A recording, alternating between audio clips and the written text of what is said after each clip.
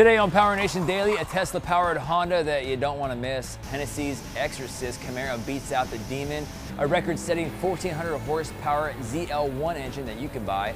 An example of why flying cars are just not a good idea yet. Ford is letting Mustang owners design their own badges, and it's time for Top 5 Fast Fails. Mustang Edition. You know it's going to be good when you have Mustangs involved. Here we go.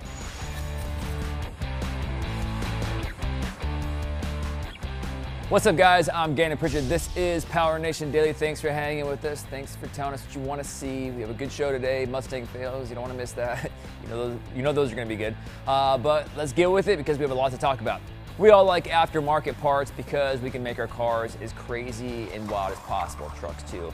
And YouTube channel Jimmy Built has one crazy ride. Check this out. It's a 1981 Honda Accord powered by a Tesla electric motor. Where do you even get a Tesla motor? I mean, if you do find it, I'm sure it's expensive. Nonetheless, in addition, it also has a lithium-ion battery pack from the Chevy Bolt, a straight axle suspension, which it needs because it has wheelie bars, which it really needs. This thing is crazy, and it's fast too, at least from 0 to 60. He says 2.7 seconds. The only thing I don't like about it is the fact that it sounds terrible. It sounds like a whiny little RC car, which takes away a lot of the cool points. Still kind of cool that it's fast, but it sounds terrible. Personal thoughts. What are yours?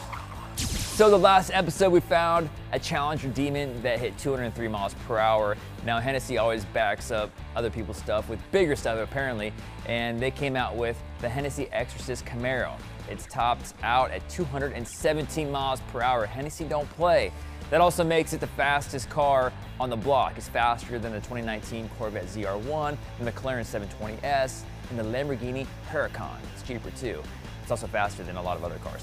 But what makes the Exorcist different is the fact that it's got 4 seats. You and your friends can go to the drive-thrus, eat a bunch of French fries, and go 215, 17 miles an hour. Almost forgot how fast it was. Hennessey claims this car has 1,000 horsepower, 883 pound-feet of torque, and it can go from 0 to 60 in 3 seconds.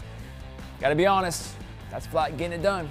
What would you do if you had this car for 1 hour? Be honest. Let us know in the comments.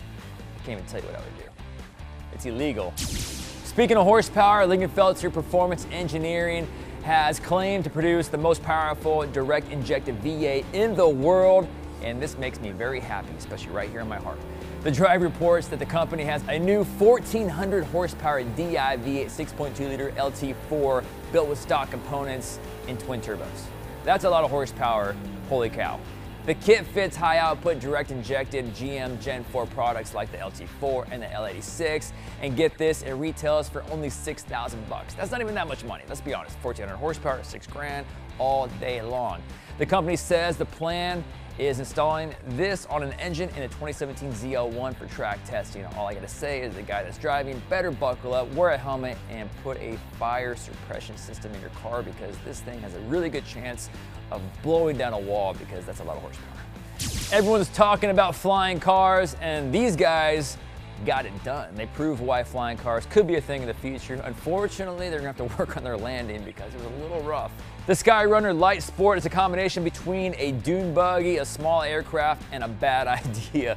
It really looks like a bad idea. The takeoff was stellar. Unfortunately, they found out that they didn't have any air brakes.